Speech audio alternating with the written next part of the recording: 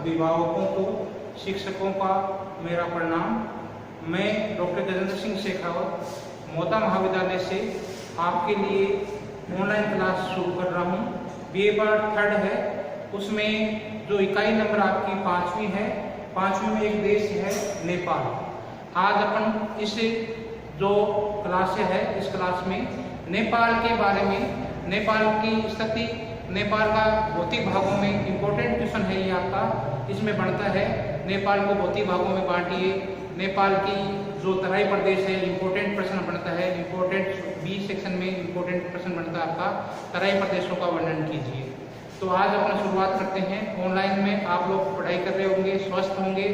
आप लोग जो स्वास्थ्य का ध्यान रखें कोविड महामारी के कारण से, और आप लोग मन से पढ़ाई करें और ऑनलाइन क्लास में मेरा साथ दें।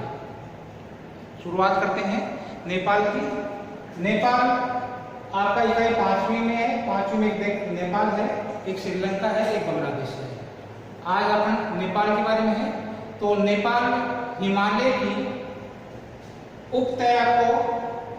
उपत्यका के मध्य स्थित एक ऐसा देश है जहां भौगोलिक परिस्थितियां अत्यंत महत्वपूर्ण भूमिका निभाती है।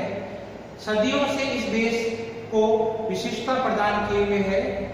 भारतीय उपमहाद्वीप में नेपाल एक स्वतंत्र देश की भूमिका निभाता है, चाहे मुगल काल हो चाहे ब्रिटिश काल हो, यह हमेशा स्वतंत्र देश के रूप में रहा है। भारत और जो चीन है, इसके मध्य एक तरफ ये भारत है और एक तरफ ये चीन है। इन दोनों के मध्य ये बफर स्टेट का काम करता है नेपाल। भौगोलिक स्थिति की दृष्टि से यह एक अत्यंत महत्वपूर्ण देश है जो दो मजबूत महाशक्तियों के मध्य है। एक तरफ इसके ये चाइना है जो उत्तर में है, और दक्षिण भाग है या आपका पूर्वी भाग है या पश्चिमी भाग है जिसमें भारत है। दो महाशक्तियों के बीच में ये बफर स्टेट अंतस्थ देश का स्वरूप प्रदान करता है। जो आपका ये नेपाल है, नेपाल का यदि अपन स्थिति और विस्तार की दृष्टि से देखें तो नेपाल है, इसका विस्तार 26 डिग्री 20 मिनट से लेकर 30 डिग्री 10 मिनट। विस्तार की दृष्टि से देखें तो आपका ये नेपाल है।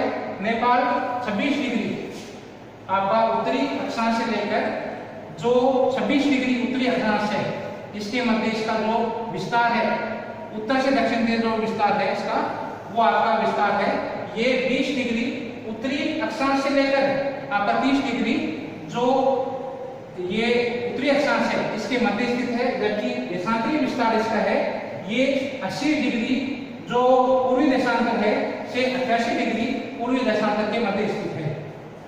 विस्तार की दृष्टि से देखो 26 डिग्री 20 मिनट से 30 डिग्री 10 मिनट उत्तरी अक्षांश, तथा जो देशांतरीय विस्तार है वो आपका 80 डिग्री 15 मिनट से लेकर 88 डिग्री 15 मिनट पूर्वी देशांतर के मध्य स्थित है। जहां तक क्षेत्रीय विस्तार की दृष्टि से इसका नेपाल का जो क्षेत्रफल है ये 1,39,860 किलोमीटर है। यह है पूर्व में, यह है पूर्व से पश्चिम, पूर्व से ये पश्चिम। ये जो इसकी लंबाई है ये 830 किलोमीटर है। इसकी पूर्व से जो पश्चिमी ये जो लंबाई है ये 830 किलोमीटर है। जबकि उत्तर से दक्षिण ये जो इसकी चौड़ाई है या लंबाई मानो इसकी ये चौड़ाई है आपकी 160 किलोमीटर है। इसका जो विस्तार है आपका वो आपका विस्तार 1,39,860 किलोमीटर है। ये पूर्व से पश्चिम 830 किलोमीटर है। जबकि उत्तर से दक्षिण की तरफ ये जो इसकी चौड़ाई है ये आपकी है 160 किलोमीटर।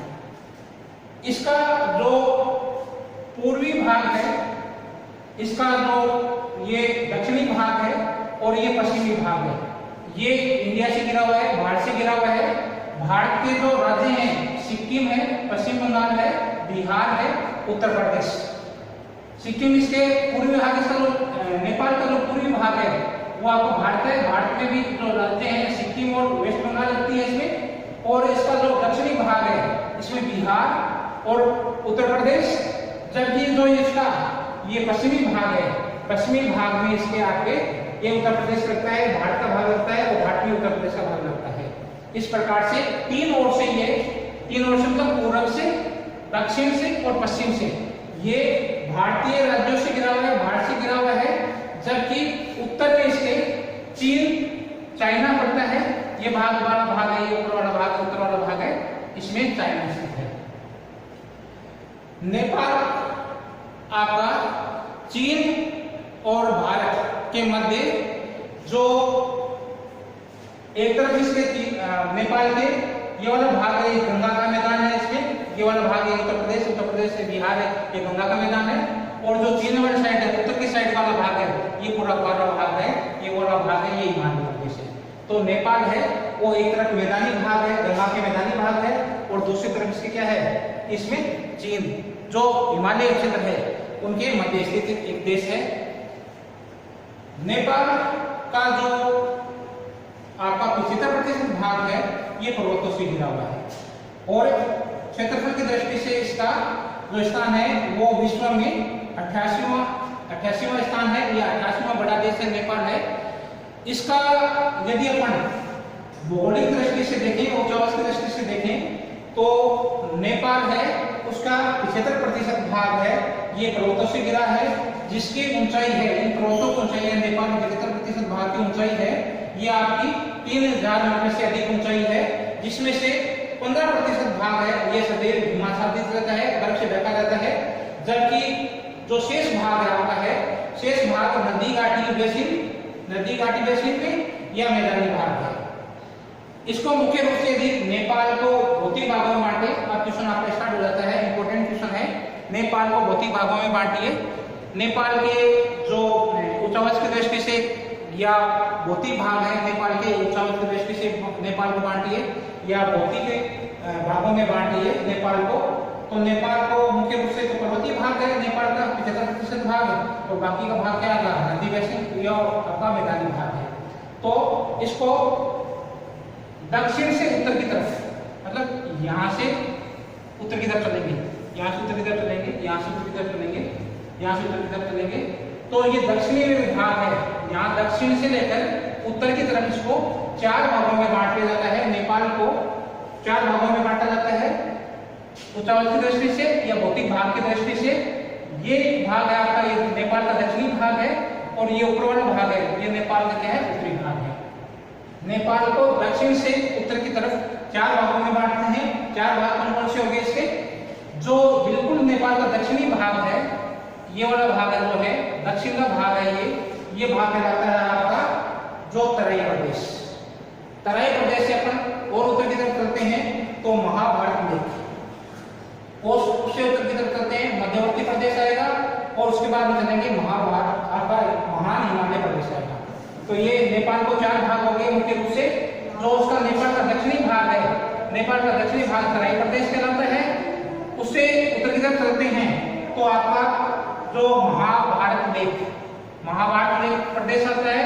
उससे उत्तर में चलेंगे, आगे तक चलेंगे, ये वाला भाग है ये आपका मध्यवर्ती भाग तक चलते हैं, और बिल्कुल अपन उत्तर की तरफ चलेंगे, ये वाला जो भाग है, ये वाला भाग है, ये पूरा भाग है, ये वाला पूरा भाग है, ये आपका कहलाता है इसमें पर्वतीय प्रदेश या जो महान हिमालय प्रदेश। इस प्रकार से जो दक्षिण से उत्तर की तरफ जो नेपाल है उसको 4 भागों में बांटा गया है, तराई प्रदेश, महाभारत लेक, मध्यवर्ती प्रदेश और महान हिमालय प्रदेश। अब इसमें आपका पहला जो प्रदेश है तराई प्रदेश नेपाल के, तराई प्रदेश है ये नेपाल के दक्षिण से, ये नेपाल के क्या है, ये वाला भाग है, ये नेपाल के दक्षिण में, और ये जो आपका उत्तर प्रदेश वाला भाग है, बिहार वाला है, ये गंगा का मैदान है, इनके मध्य में स्थित है।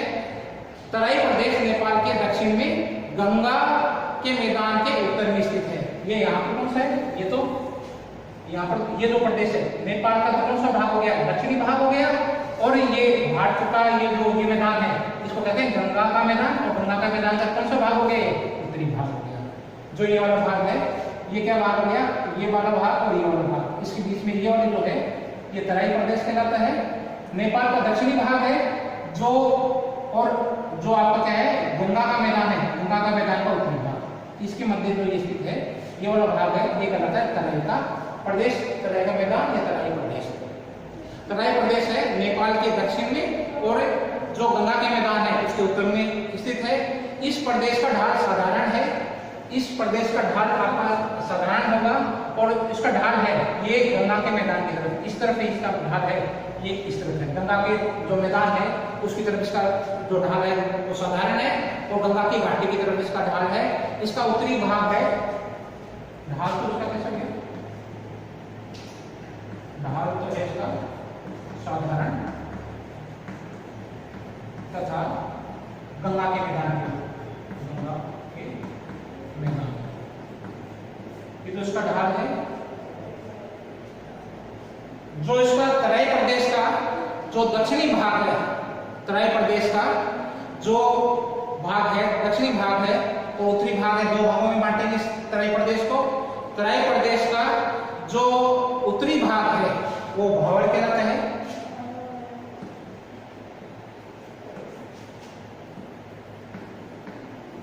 उत्तरी भाग है ये भावर कहलाता है, ये भावर प्रदेश कहलाता है। इस भाग में बालू और रोकड़ी मिट्टी पाई जाती है, बालू और रोकड़ी मिट्टी पाई जाती है, जहां पर जो ये पूरा पूरा प्रदेश है ये बालू और रोकड़ी मिट्टी से भरा हुआ है। इसमें चूरे व अन्य श्रेणी से, देखो जो आपका ये भाग है इसे तराई प्रदेश का जो ऊपर वाला भाग है, जो उसको नीचे वाला भाग है उसको तो भावर प्रदेश कहते हैं, भावर, और यहाँ पर ऊपर वाले भाग में चूरे की पहाड़ियां है, यहाँ क्या है चूरे की पहाड़ियां, चूरे की पहाड़ियां स्थित है। इस चूरे की पहाड़ियों से, चूरे की पहाड़ियों से आपके अन्य श्रेणियों से निकलने वाली नदियां हैं, अधिकांश नदियां हैं जो आपके क्या है भावर में आके लुप्त हो जाती है, डूब जाती है। ये भाग अत्यधिक उपजाऊ है, जो आपका ये वाला जो तराई प्रदेश है ये अत्यधिक उपजाऊ है और घना बसा हुआ है। भावर प्रदेश वनाच्छादित प्रदेश है, ये वाला भाग ऊपर वाला भाग इसका भावर प्रदेश है, ये भावर प्रदेश क्या है वनाच्छादित है, पूरा पूरा भाग है वनाच्छादित, पूरा पूरा भाग है ये आपका वनाच्छादित है। उपजाऊ मिट्टी क्या है तराई प्रदेश है, ये आपका उपजाऊ है, अत्यधिक उपजाऊ है और घना बसा हुआ है।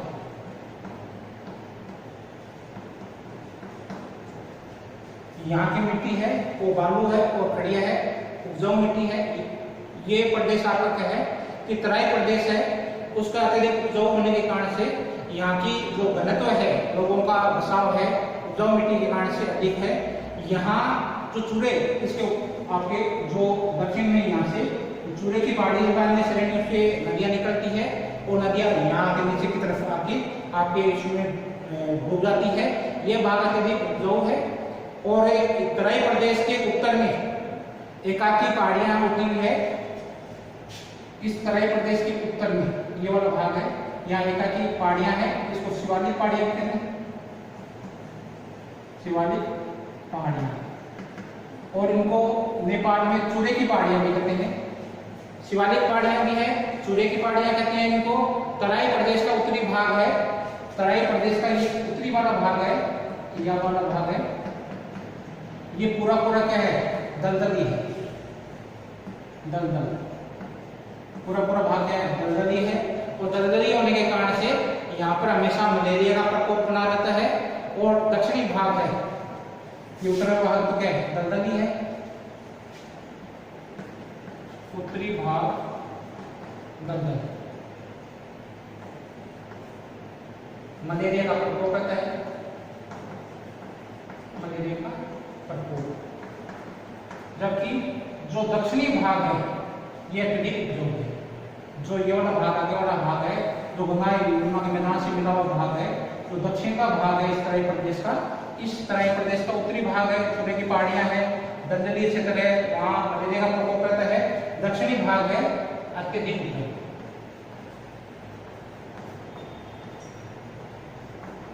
अत्यधिक उपजाऊ है। इस प्रकार से तराई प्रदेश में दो भाग है, चूड़े की पहाड़ी और चूड़े पहाड़ी का दक्षिण वाला भाग। जो आपका दक्षिणी वाला भाग है उसमें अत्यधिक उपजाऊ है, और उत्तरी भाग है उसमें जगह जगह पर क्या है कि आपकी पहाड़ियां हैं और जो भाग बालू की मिट्टी है, कड़िया मिट्टी है, इस कारण से इस भाग को कहा जाता है आपका भावर प्रदेश। और ये भावर प्रदेश है, ये बना था युद्ध प्रदेश। दूसरा आपका प्रदेश है इसके बाद में महाभारत लेख। महाभारत लेख में चूड़े की पहाड़ी के उत्तर में, चूड़े की पहाड़ी है, आपको ये बताइए चूड़े की पहाड़ी है, चूड़े की पहाड़ी यहाँ पर जो इसका आपको क्या है तराई प्रदेश का जो उत्तरी भाग है चूड़े की पहाड़ी, ये वाला भाग है, इसके आगे ऊपर वाला भाग है चूड़े की पहाड़ी है। चूड़े की पहाड़ी के उत्तर में महाभारत लेख पर्वतीय भाग है,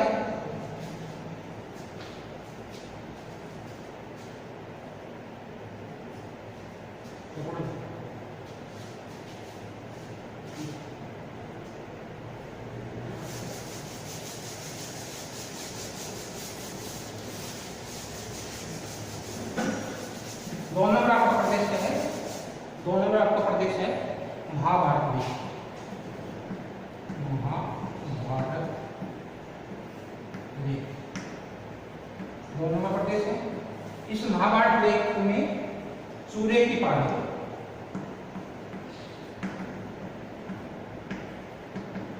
चूड़े की पहाड़ियां हैं जो आपकी ये इससे लेकर जो आपके उत्तर की तरफ, उत्तर में जो पहाड़ियां हैं वो महाभारत लेख पहाड़ियां हैं, महाभारत लेख पहाड़ियां हैं, ये ऊपर वाला भाग है, ये महाभारत लेख पहाड़ियां पाई जाती है। इसकी जो ऊंचाई है, ऊंचाई है इसकी वो 1300 मीटर से लेकर 3000 मीटर के मध्य पाई जाती है। अत्यधिक जटिल पहाड़ियां हैं, ये अत्यधिक जटिल पहाड़ियां हैं, मोरदार पर्वतीय पहाड़ियां हैं, जहां महाभारत लेख और चूड़े की सिलसिलेवार जो पहाड़ियां हैं वो अलग अलग होती है। यहाँ घाटियों को दून कहा जाता है, घाटी है, घाटियों को क्या कहा जाता है, दून कहा जाता है। यहाँ जो महाभारत लेख है, इन महाभारत लेखों में घाटियां पाई जाती है, घाटियों को आपको दून कहा जाता है या आंतरिक तराई,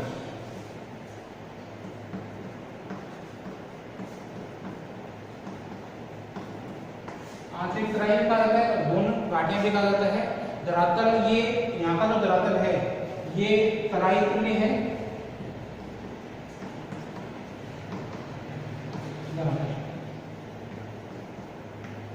धरातल यहाँ का तराई तुल्य है।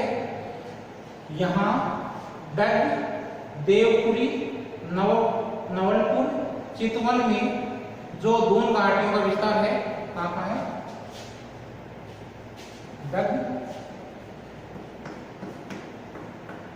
देवपुरी, नवलपुर, चितवन,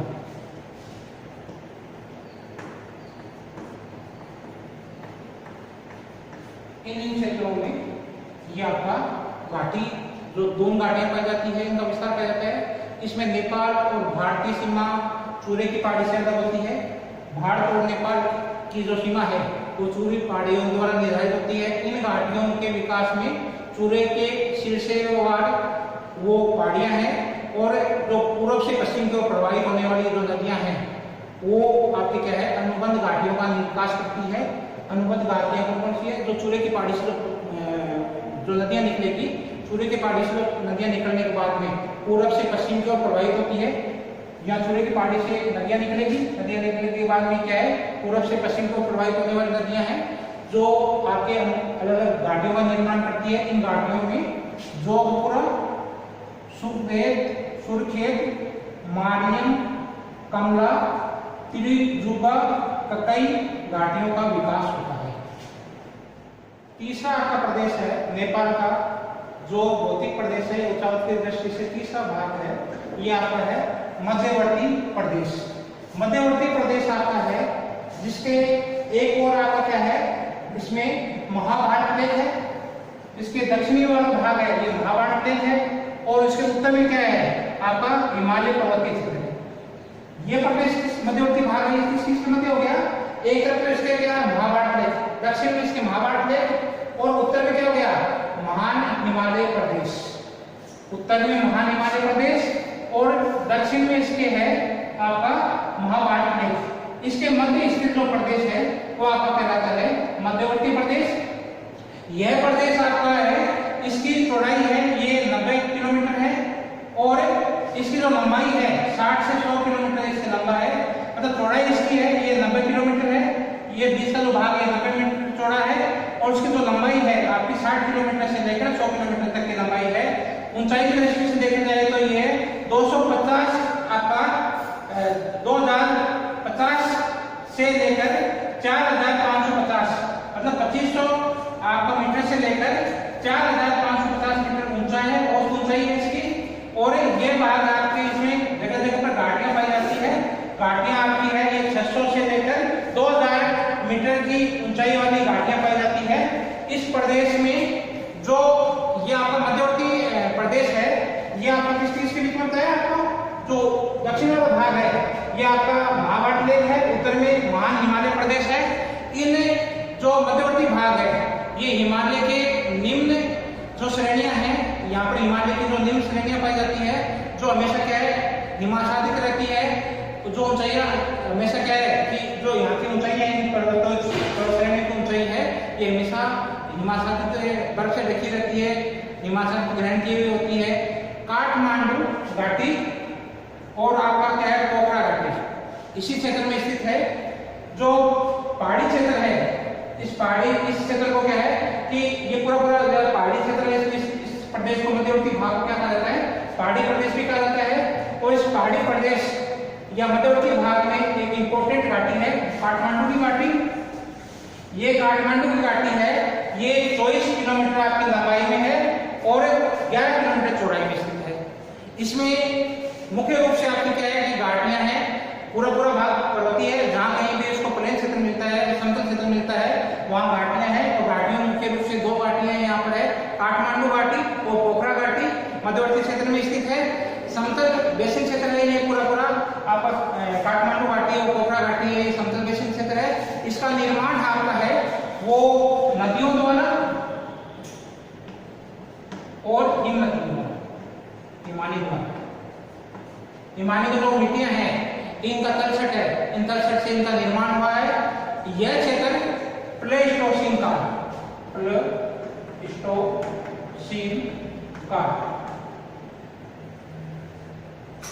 इस जो क्षेत्र का निर्माण है वो प्लेस्टोसीन काल या युग में हुआ है।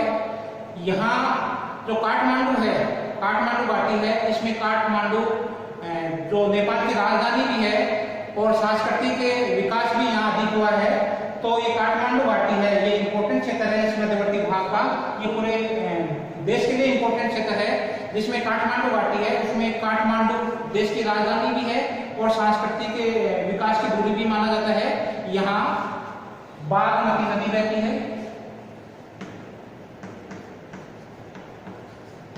इस काठमांडू घाटी में बागमती नदी बहती है। यहाँ विश्व प्रसिद्ध पशुपतिनाथ का मंदिर स्थित है और बागमती नदी है इसको स्पर्श करती है। बागमती नदी है ये आपका पशुपतिनाथ मंदिर, ये आपका काठमांडू घाटी में स्थित है और बागमती नदी है इसके किनारे स्थित है। बागमती नदी है ये काठमांडू घाटी में बहती है, काफी इंपॉर्टेंट रखती है ये बागमती नदी। काठमांडू जो मिट्टी आपकी काठमांडू घाटी में प्लेन क्षेत्र है, समतल क्षेत्र है। इसी प्रकार से आपका जो चौथा प्रदेश है, चौथा प्रदेश में घटता है महान हिमालय प्रदेश। नेपाल का चौथा प्रदेश है आपका महान हिमालय प्रदेश। महान हिमालय प्रदेश है, ये नेपाल का उत्तरी भाग है। लास्ट ये वाला जो भाग है, चीन वाला भाग, चीन के जो पीछे वाला भाग है, दक्षिण वाला भाग है, ये वाला भाग है, ये जो पूरा भाग है, ये भाग कहलाता है आपका महान हिमालय प्रदेश। ये नेपाल का उत्तरी भाग है, जो अभी भी जो अप्रवेशी है, ये क्षेत्र पूरा पूरा क्या है, अप्रवेशी, पूरा पूरा भाग अप्रवेशी है। जो आपकी ये भाग है, ये अत्यधिक ठंडा है और बर्फीला है, ठंडा भी है, बर्फीला भी क्षेत्र है। ऊंची चोटियां पाई जाती है, गहरे आपके ढाल पाए जाते हैं, गहरे गहरे संकरी घाटियां पाई जाती है। क्या विशेषता इसकी? चोटी, ऊंची चोटियां पाई जाती हैं,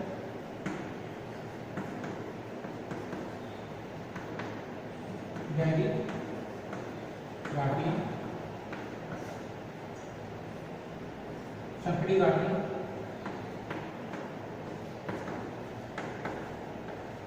इस क्षेत्र में मुख्य रूप से मिलती है। बर्फीला क्षेत्र है, सघन क्षेत्र आपका बर्फीला क्षेत्र, ठंडा क्षेत्र है, ठंडा क्षेत्र है, बर्फीला क्षेत्र है आपका।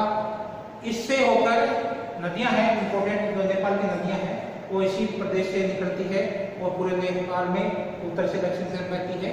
इन नदियों में मुख्य रूप से आपकी है कर्णाली, ये नेपाल की सबसे बड़ी नदी है, कर्णाली नदी है, कोसी नदी है, गंडक नदी है, कर्णाली, कोसी, गंडक, ये नदियां इसी क्षेत्र में प्रवाहित होती है, जो हजारों मीटर गहरी आपकी घाटियों का निर्माण करती है।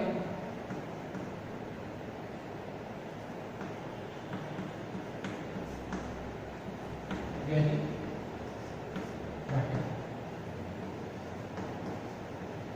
घाटियों का निर्माण करती है। ये नदियां हिमालय के जो उत्थान होता है और हिमालय से उत्थान होने के बाद में ये पूरब की ओर बहती है। ये पूरा पूरा क्षेत्र आपका क्या है, हिमालय क्षेत्र है।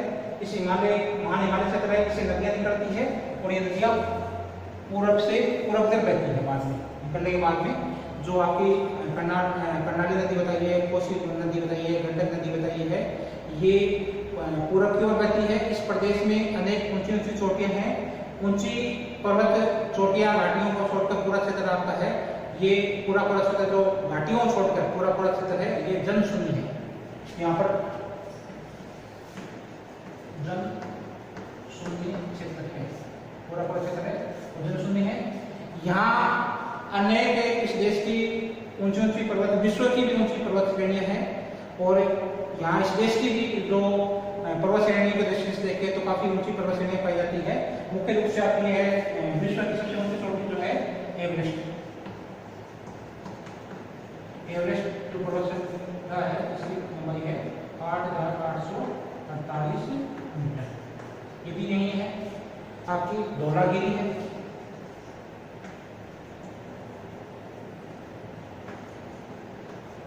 धौलागिरी की ऊंचाई है 8,507 मीटर है। इसके बाद में आपके मकालू है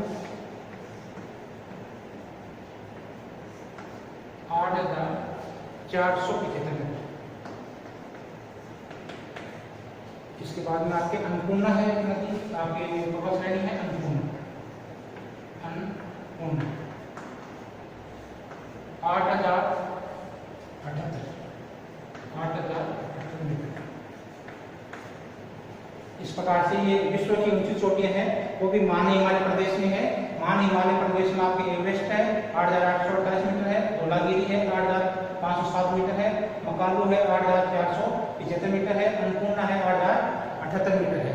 इस प्रकार से ये पूरा क्षेत्र है आपका, ये पर्वतीय क्षेत्र है। चौथा प्रदेश है जो महान हिमालय बर्फ से ढका हुआ है, जनशून्य यहाँ पर लोग रहते हैं।